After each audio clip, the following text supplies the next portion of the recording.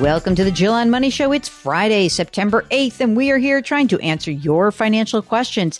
Does my voice sound crisper? The fine folks at CBS Radio sent me a brand new piece of equipment that I hope sounds even better than my previous. Maybe it's imperceptible to the natural ear. Mark, I hope you like it. Thanks, Mitch. Thanks, Roger. And thanks, Dustin, for helping me out there. Okay, we are providing some unconventional insights on your money, and hopefully this is a little bit of entertainment as well. And we are here to really help guide you along your financial journey. So if you need a little assistance, you need a little help, we got our arms out, put your arms through our arms, and we'll link through and help you get through the next question that's on your mind. Just go to jillonmoney.com, click the Contact Us button. Let us know if you'd be willing to come on the air. Don't forget to sign up for the free weekly newsletter and to subscribe to the Jill on Money live service. Our subscription service is active, exciting. This is where you have access to quarterly live webinars, more bonus content. Let me just go onto our website right now and see who's up there behind the paywall. Who is there, Mark? Who is there? Oh, look who's there. We have our friend, Chris Guillebeau, New York Times bestselling author of the $100 Startup Side Hustle and his newest book, which is called Gonzo Capitalism. And he's there. And also Adam Levin, who's a cybersecurity expert.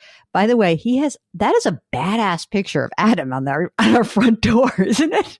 It's a little intimidating indeed. So you should check that out. And hopefully everyone cross your fingers. Nate Burleson, co-host of CBS Mornings and the Emmy Award winning studio analyst for the CBS television network's NFL pregame show, The NFL Today. He is due to join us. He was a wide receiver with the Vikings and the Hawks and the Lions. I think the Seahawks is kind of where he thinks of his home.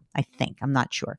Anyway, we're here to help you out. Just get in touch with us and subscribe to our new service. Yeah, what is the price again? It's all of $35. Is that what it is, Mark, still? You didn't change it on me. $35 for just a few more months. All right. So do join us. We love it. Thank you so much for those who have joined us. You're probably going to be richly rewarded because the price is going up next year. So anyway, do check that out. That is our subscription service called Jill on Money Live. Okay, let's do some emails. We have so many that built up. Okay, this is from Lauren. She and her husband are 30 years old and they want to upgrade their home in the next 2 to 5 years. She said, we would love your help in determining what is feasible and reasonable for us. Okay, that's good. So she makes $130,000 a year. Her husband makes $100,000. They don't have kids yet. They do own their own home. It's a starter home, and they bought it for $275,000. Oh boy, here we go. The mortgage, $200,000 outstanding. The interest rate, 3.625%. The house is valued somewhere around $320,000 right now. Okay. They are both maxing out their 401ks and Roth IRAs. 401ks currently at $130,000 for her. She gets a company match of 7%. Her husband has $140,000 with a 4% company match. Roth's $88,000 for her, $62,000 for her husband. And they have a brokerage account with $28,000 in some stuff in there. And they put $1,000 a month they're saving a lot of money, that $1,000 a month into their brokerage account. Purchasing more index funds. Okay. Lastly, we proactively fund a 529 account at about $200 a month since we plan to have children in the next couple of years. Wow. That is a lot of thinking about that, huh? They've got an emergency reserve of $35,000. So my question is this. Would a $500,000 to $600,000 home be outrageous for us in the next few years? We live in a reasonable cost of living city. So that budget would get us our forever home. What is your recommendation for us to prepare for this? Well, this is not a bad story. I mean, you got a house that already has $120,000 of equity, right? If it's more like 2 years, I think it's a stretch. I think if we're talking 5 years, there is a better opportunity for you. I think that when you have an idea like this, it's hard to do this in a vacuum. And what I mean by that is you're planning to have kids, but you don't have kids. Well, if you have 2 kids, it's one thing. If you have 4 kids, it's another thing. If you have 1 kid, it's a different thing. I think that what you can do to prepare for it is exactly what you are doing, which is building up that brokerage account. and making sure that you have, don't make any big mistakes. Like, it's not so much like a splurge. It's more like we really want to do a significant upgrade, but I wouldn't do that upgrade if all of a sudden you had to spend 6% on a 30-year fixed rate mortgage. You have good salaries. You're only 30. Do you have a big upside? Are you in a situation where you're like, well, we make 230 right now together, but we have a chance to be at 400? Or are you thinking, well, we're not going to go up that much. We're going to stay consistent. One of us would stay home if we had a baby or two. Like, all of these things are all the variables. So I can't say it's not outrageous to think about this.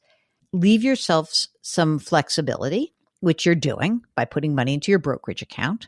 And I wouldn't, I don't know. I got to be honest with you. I would not be funding a 529 account at all.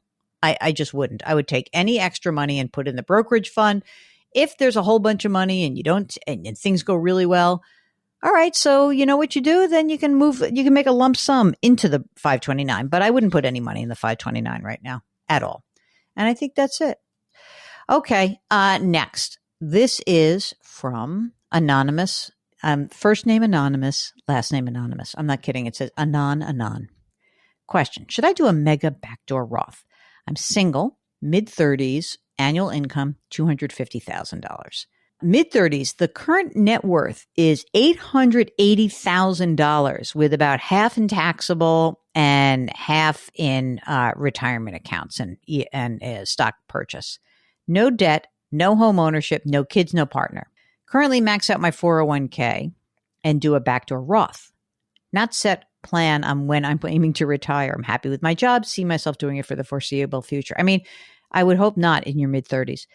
Annually and historically, I've purchased $15,000 of discounted employer stock. I have a mega backdoor Roth available to me, but I haven't taken advantage of it due to lack of excess funds. Should I reallocate the money I have that's going towards the discounted stock and take advantage of the mega backdoor Roth instead? Yes, absolutely.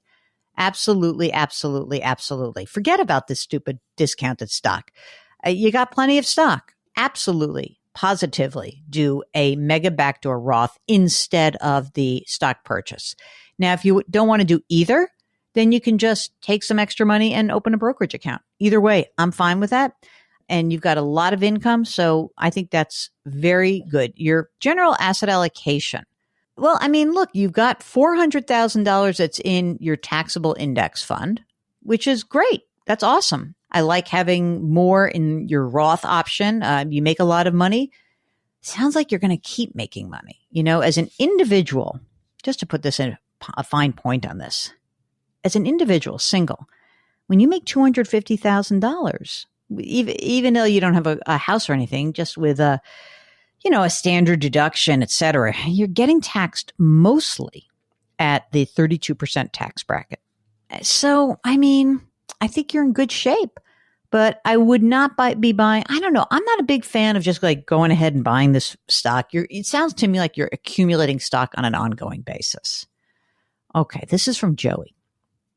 Hi, Jill. I currently contribute 10% of my salary to my 401k. My company matches 100% on the first 3% and then 50% on the next 3%. Joey's 44 and has $500,000. All the contributions have been pre-tax up to this point. I just became aware that my company's plan also offers the option to allocate 401k contributions as Roth. It's my understanding that the 401k provider has the ability to track different contribution sources, blah, blah, blah. So I still contribute the same amount of money. My asset allocation remains the same, but I would start accumulating a Roth component with a separate basis, tax treatment, etc.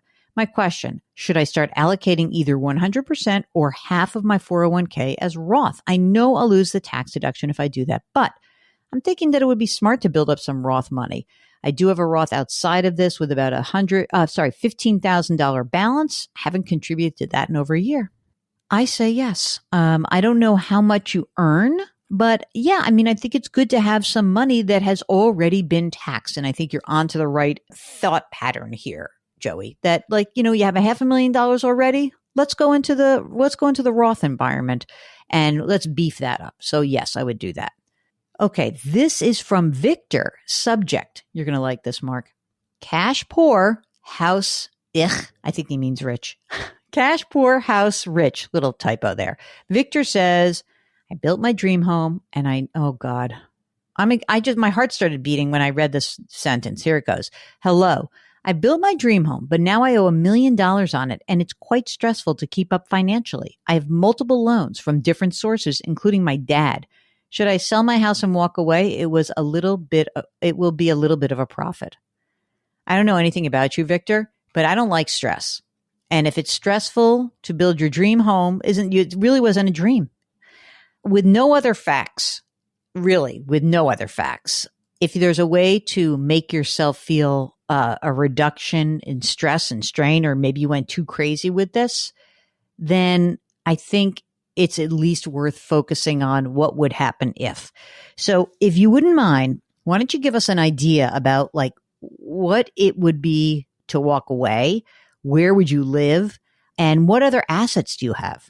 I just got a sense that because you have such stress, you probably don't have a ton of other assets. But all that being said, I don't like financial stress, and I don't like financial stress that can be resolved with a sale of a property. Okay. So if it was a dream house and you're like, okay, I kind of went nuts and maybe it doesn't work, don't worry. You can sell it, walk away with a few bucks. That's good.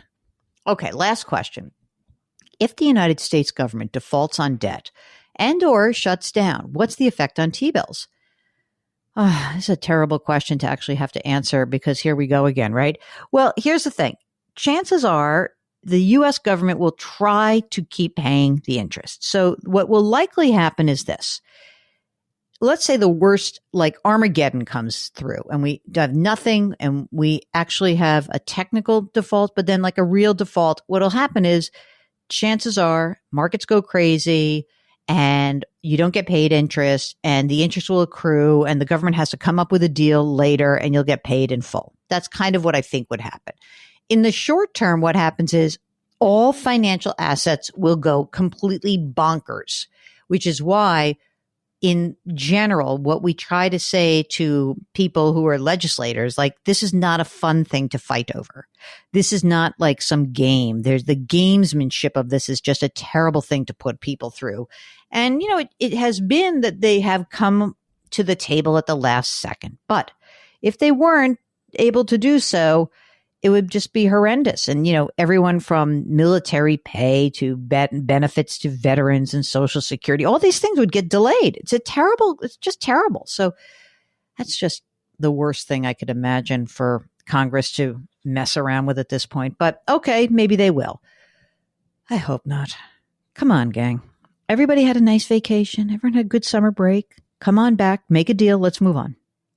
Okay, that's it. That's the program. It's so exciting. You can tell that I'm in a very good mood because I had a very nice, stress-less kind of vacation. It was delightful, truly. And I hope you were able to take some time off this summer. I'm taking even more time off. Mark, I hope you're prepared for the October break because that's when I'm really not checking email at all. That'll be fun. We're going to get some shows in the can for that. Anyway, if you've got a financial question, go to JillOnMoney.com, click the Contact Us button. Let us know if you'd be willing to come on the air. Sign up for the free weekly newsletter while you're there. And don't forget, you can still buy my book, The Great Money Reset. I got lots of steps to help you turn chaos into opportunity.